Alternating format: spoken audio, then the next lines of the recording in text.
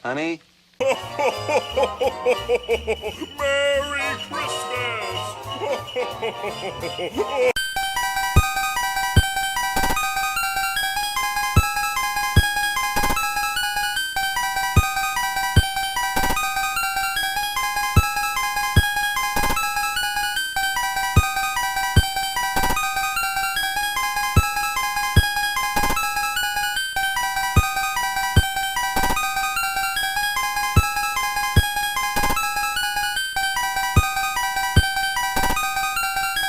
Christmas is canceled. Hello, I'm Zion. And I'm Tuda. And we are the Amateur Film Critics. It is the start of the Christmas season. We have declared it. It is after Thanksgiving. The Christmas season has started, and we are declaring it with our very first Christmas episode of the Amateur Film Critics. Yes. Even though I'm kind of not in a Christmas shirt at the moment. I'm not really either. I thought about it, but then I realized all my Christmas shirts are red, and I was wearing green jeans, and I would look like an elf. I thought I had a Christmas Vacation shirt that I thought I would wear, but I couldn't find it. Which, speaking of, our movie today is the Christmas Vacation. Yeah. No. National Lampoons Christmas Vacation. But I think at this point it's famous enough that people know when you say Christmas Vacation, you mean National Lampoons Christmas Vacation. Now, before we talk about the actual film, this film had a sequel. Did you not know about this?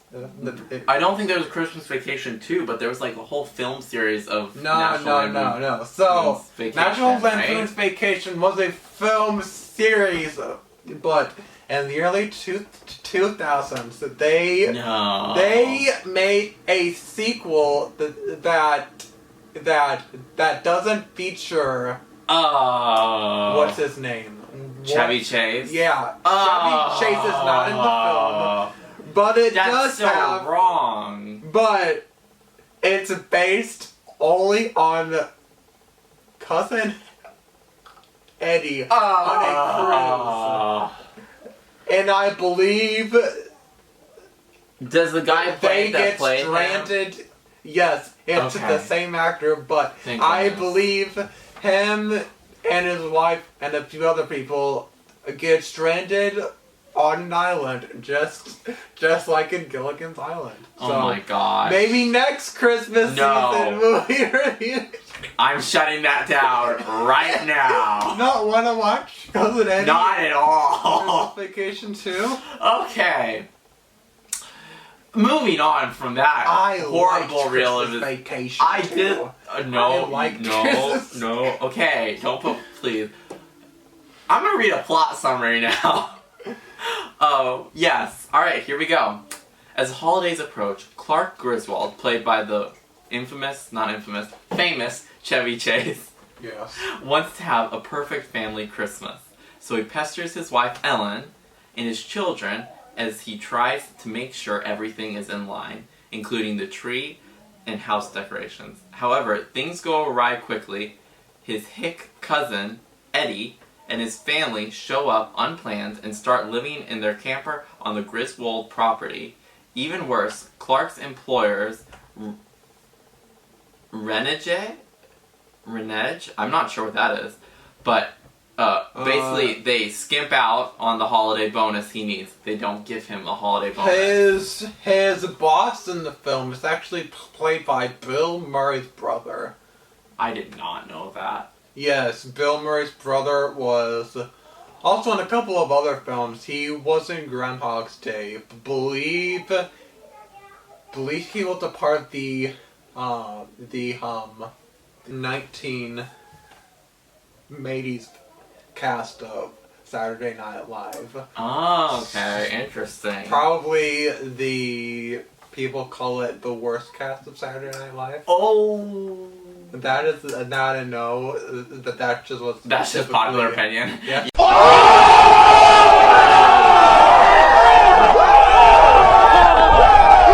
Yeah. Okay. that fun fact aside, Fun fact. it's time to talk about the plot. Lion, I think the plot of this movie is definitely looser, but I think as far as... Yeah, I think there's a couple of plot moments. There's a couple of, like, storylines, yeah. Storyline to the film, but there's no, like, basic plot. Basically, the only plot is basically one of the worst Christmases of all time. Yeah. Basically. The big part is, it's a whole bunch of things coming together to make it a really... And it basically... awful Christmas. It basically mocks what people feel about having Christmas with their relatives. Yeah, this might sound a little... I don't know, this might be far-fetched, but in my head, it almost feels a little bit like an extended Simpsons episode in which it is very zanily portraying and parodying real life and the whole... I can see that. Yeah, you know what I mean? I can see that. And so, as far as the storylines go, I would say the biggest storyline is the one about his bonus. Not coming because he put a down payment on a pool. Anyway, I think that goes over the plot. As far as plots go, it's a very simple one, but I don't think this movie is supposed to be super about the plot. Macaulay Culkin! Yes! Macaulay Culkin! Yes. That was so out of nowhere, but yes. Yes, that's his name. You're what the French call les incompetents. What? So let's move on. I think a lot of what makes this film better, or like what it is, and the iconic movie that it is its characters, right? Basically. They have this very, I would say, like, big cast of characters that all comes together for this Christmas. So we have a list of the characters, and we're just gonna go down them and talk about them. First, obviously, we have Clark. Clark is basically your average, everyday father, just trying to make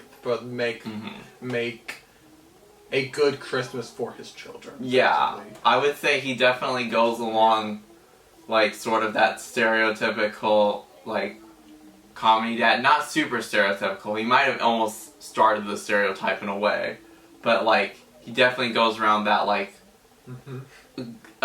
happy-go-lucky dad in a way, who romanticizes stuff.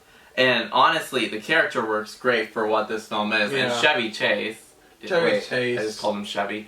Chevy Chase. This is probably my favorite Chevy Chase film. I haven't seen a lot with him. I haven't seen a lot with him, but I think he really brings it home as the character for sure. Then you have Ellen, who I really like her because... Everybody damned! No.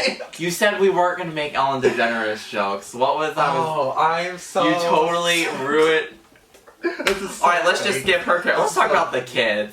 No, I'm joking. No. I actually really like the wife in this film because she's logical, but she's like, you know, grounded, but she's still very supportive of her husband. Yes. In his happy-go-luckiness. And I think the actress does well, even though I'd never heard of her and I've never seen her in literally anything else. But I want to point out, I like the wife in this film a lot. She's not my favorite character. We'll get to that later. Then you have the kids, who are good, I guess. I mean, the child actor is played by the dude from The Big Bang Theory as a child. What's his name? Really? Not the main one. A different guy? Not the main one. A different guy. Oh, okay. I'll pull his picture. Yeah, please show us a picture because I cannot picture who you're talking about in my head. And then the other character. So they're basically a average teenager. They're definitely supposed to be. I would say with the girl, they maybe went the girl a little bit too. What? So okay, I was gonna say they definitely play as a stereotypical moody teenager. Yeah. Very hard. The character still works for the overall film. The son's I say the son's a pretty good character. Yeah. I think he's I think he's better than the sister. I noticed this while watching the film, is the way the dad has him go do very pointless stuff, because that's what my dad does. No offense, Dad, if you're watching this, you're probably not, though. Wow. But I liked the dynamic between the dad and the son, especially when they're decorating the Christmas, the house for Christmas. Alright, next we're gonna talk about the grandparents. Now, I'm only excited because the mom's mom is played by... Yes. Is played by Raymond's mom from Everybody Loves Raymond. And recently I've been watching some Everybody Loves Raymond, and so yeah, it made me happy. This is why we can't have nice things. Zion, honestly, I think her character really stands out. I really like her character a lot in this one. Neither of the two parents, dads, stick out that much to me, I would say. But I like the thing about all the characters, and this is something that I feel like really sticks out with the grandparents, is that they mimic real life a lot in a way. Yeah. And I like that, because I think, again, it goes off the whole, this is a parody of real life in a way. Uh-huh. And the way that the mom's father doesn't really like Clark that much. Yeah. And so it's really... And then you have the great-grandparents. No, think that was... Oh, is that their aunt? What is that? Aunt something. Aunt... Yeah. But... That was an amazing... Those two are great characters. Those two are amazing. The really old ones. We're not sure if they're aunt and uncle or whatever. I love... She's... It's Pledge of the Allegiance one. And the rockets win. And tell me, that is such a perfect way to end that movie for sure. I love it. Oh my gosh. Her character's amazing, and even though the uncle can be infuriating, I still like his character a lot too, actually. Then here's the big one, because I think this character, when this movie came out, stood out way more than anybody. Well, I think he might have been in some of the other I think this character got so popular and was so good that they had to keep bringing him back, even if they didn't originally see that happening with him. Yeah, and this film, I believe he had a much larger role than in the other Vacation. I haven't seen any of them, but that's just what I've heard. This is probably the only good one. Let's be honest. Wow. But we're talking about Cousin Eddie, of course. Eddie. The hick who they bring up in the script, in the plot summary, because he's so iconic, I think. Yeah. And honestly, I even when you look at this, I think it's interesting that they bring him up, because he doesn't feel... I mean, he's a large part of the movie, but he doesn't feel... I feel like that part of the plot doesn't feel like something they needed to bring up in the plot summary. I think he just gets brought up because his character is so popular and iconic. And then Eddie's family, who is fine. The kids are cute. There's an ongoing story with Cousin Eddie and his family where they basically, Cousin Eddie, hasn't had a job in a very long time. Yeah. And so his family can't afford to get their kids Christmas presents. And so that kind of brings a nice touch to the film. Yeah, and I like that. Especially, and the kids, in my opinion, especially their daughter, is very cute. And I actually like Eddie's wife a lot. But again, her character is a little it's very off to the side. She's not I would say she's not a major character to the film. Kind of a notable... So basically, the big two storylines of this film are Clark and his Christmas bonus, and cousin Eddie not being able to get gifts for his kids, and they kind of did a Seinfeld thing where those two plots kind of intertwine at the end together. Yeah, I like that. I like that a lot too. That a lot. And that's another interesting thing. We didn't talk about this back in the plot. Is the entire movie is setting up these great iconic moments, I would say. Yeah. From like like way early on when he's putting the chemical toilet in the sewer. And, like, he references the gas. It keeps, like, they build these different jokes and stuff like that. And I love that part about it because it makes it feel very deliberate. Everything does. Yeah. And then basically the last characters are the neighbors of the film. Yeah. Played by... the females played by Julia Louis-Dreyfus, who played Elaine on Seinfeld. Yes. And then the husbands, we have no idea who that is. We don't know who the husband is. But I'm gonna move us on to favorite characters because Elaine from Seinfeld's my favorite character. Really? Okay. Yes. I love. Okay, I know. Let's explain this a little bit. Okay, listen. I know that I'm the one who usually goes characters by how likable they would be to know in real life. And I know that she's not a likable person, but as a character, I love how they keep coming back and just torturing these people. And I think the way Elaine from Seinfeld, part of my love for the actress comes from that. I love the actress, but I think the way she plays the character is just so perfect. And I really like this character design. I'm trying to think of my favorite character because it's hard to choose. I think I love I thought I had one in mind, but now I really don't. I liked this is a tough movie for favorite characters. There's a lot of good characters. Yes. I have a lot of them. Clark Griswold's wife is a good character. The wife's mom has a really good character. The great aunt. Yes. And then Elaine from Seinfeld. Obviously, for sure. Those are my main favorites. Yeah. Yeah. And they're all female for some reason. Yeah, that's weird. Understand. I was surprised you didn't bring up Cousin Eddie or Clark. Clark. Clark Griswold is also one of my favorites. Cousin Eddie. He can be annoying at times. Let's be honest, but I think that's what makes his character so iconic. I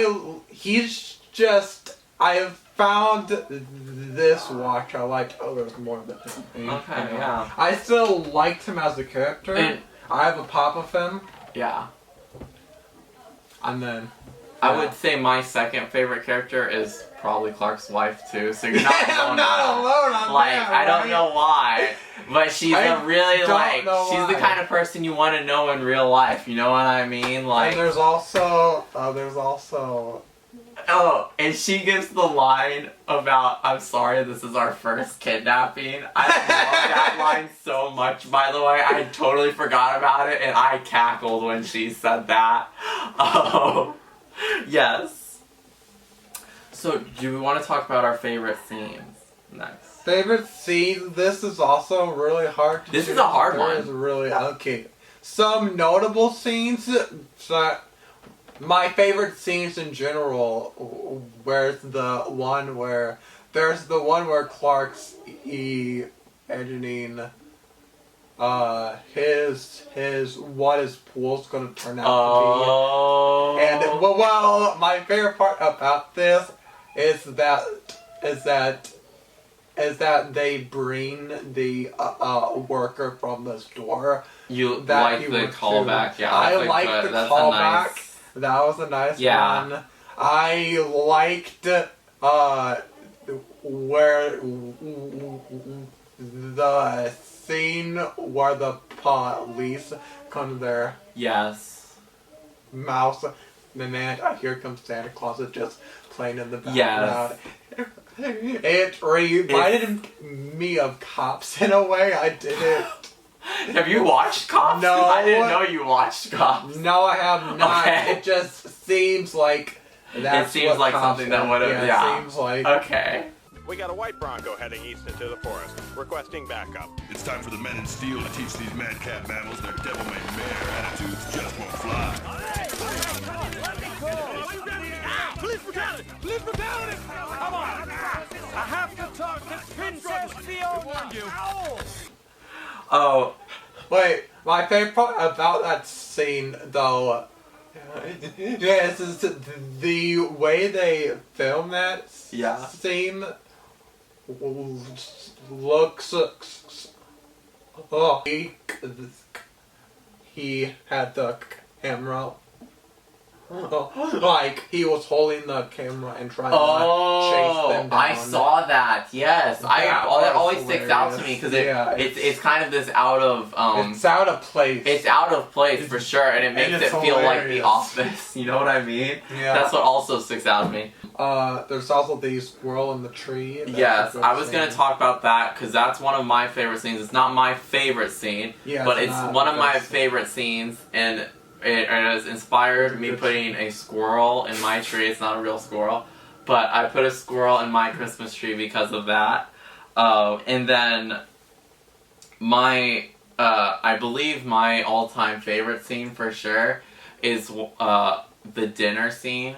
Yeah, when that's a good scene. They say, "Will you say grace?" and she doesn't hear them, and then she, I pledge allegiance to the flag. That's definitely my favorite scene. I love that scene so much. Yeah. And then when they call back to it and she sings the national anthem. Yeah, that's a great. I love that one too. I like those scenes, and even though she's not my favorite character, those scenes with the great aunt, they're really good. The great aunts are really good. Okay, yes. Now it's time for rating. We're gonna showcase. So something we're only gonna do in the Christmas season that we do. Which we're gonna have to do a few more Christmas movies leading up to a Christmas special. And this is sort of, this is the Christmas season. We don't really have a name for the Christmas season. We probably should have came up for one with one, but it's just the Christmas season, I guess. But in honor of our Christmas movies, we have to have some sort of thing to measure the level of Christmas in this movie. How much Christmas this movie? How Christmassy is this film? And we're calling it the Jingle Meter. So for this film, it's whenever I think of film, I think of Christmas. Yes, I would totally agree with that. Christmas is in the title. It can. I forgot to mention one of my other favorite scenes is the solo heading scene. Yes, where that's a great scene. Mm-hmm. But anyways, I would say this is like an 8 out of 10. An 8 out of 10. I don't think it's a full 10 out of 10. Yeah, I think in order for it to be a full 10 out of 10 Christmas movie, it has to be slightly more sappy. Because that's sort of, I know it doesn't make a movie great, but I think it makes a movie Christmas in a way, you know what I mean? Ding dong, you're wrong. And so I'm gonna go on that lines. I would say an 8 out of 10 is a pretty good rating for this one. I think Christmas is definitely, again, like the plot is like all about having a really bad Christmas. It's all about Christmas, obviously. I think it really plays in very nice Christmas themed moments such as the squirrel coming out of the tree and the sledding scene, and it still has like a heartwarming Christmas type movie ending, I would say, even if there was the very quick punchline of the rocket's red glare. I would say this is a 7 or 8 out of 10. 8 out of 10. I agree. I think we go with an 8 out of 10 on the Jingle Meter. There might be a logo. There's probably not, because we're probably not going to take the time to do that. Just Imagine in your head what a jingle meter looks like. And then finally we have to do our rating. To switch it up, instead of regular stars, I'm using Christmas stars. Zion will probably use whatever random thing he can come up with. Maybe this will be the second time we use Elaine from Seinfeld as a rating thing. I would say this film is a 5 out of 5 Christmas squirrels. 5 out of 5 Christmas squirrels. Wow. I mean, what other rating would you give this film? mean, Are you going to go lower? This is a classic, man. I mean, you do make a good, strong, honestly, there a is lot a of strong the films argument we're for doing it. this season, I think I might give 5 out of 5. Wow. Excluding one. You haven't even watched that one yet, so give it a... No, I'm joking, it probably won't be a perfect film in my opinion, but we're not there yet. Don't make your little assumptions, audience. I would say... So, here's my thing. This is definitely a really, really good movie, but... You've talked nothing bad about this. That is true. But if I was to talk bad about it... What? Well, what would you say bad about this film? What? What would Okay, you know what? I just realized. Listen, I do have to say something bad about it, and I'm going to say it. It uses some very corny, stupid sound effects. But that's not enough for me not to give it a perfect score. I don't remember. Okay. If you watch it, at some point, they say something, and Clark Griswold gets like this shocked expression on his face, and it goes, "Ba-ding." You know what I mean? I know. You don't know what I mean? Okay, we're gonna have to find a clip about it, because I promise I'm not crazy. Throughout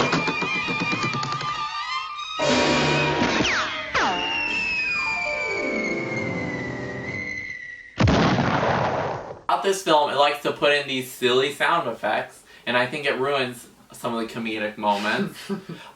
Ding dong, you're wrong. But I guess it was more common back then. But as I think about it now, I think sound effects shouldn't stop this movie from getting a perfect score. I still, even though it's very zany, I think it works enough for this movie. I think that's what gives it some of its charm. So, alright, Zion, it's amateurly approved. Yeah! 5 out of 5 Christmas stars for me. Pop up the logo. There you go. This is, wow, our very first... Ba-doing! Yes. This is the very first Christmas movie we've done. It gets amateurly approved by us. Maybe this is because...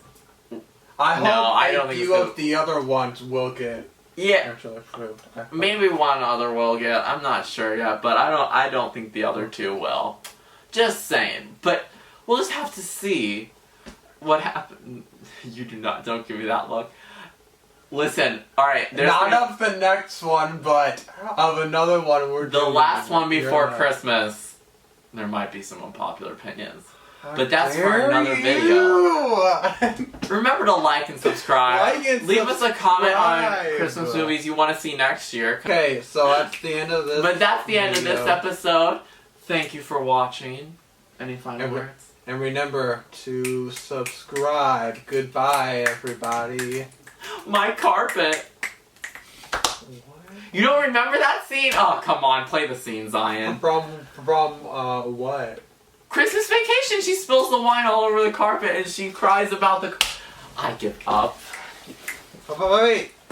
They weren't napkins though in the scene though.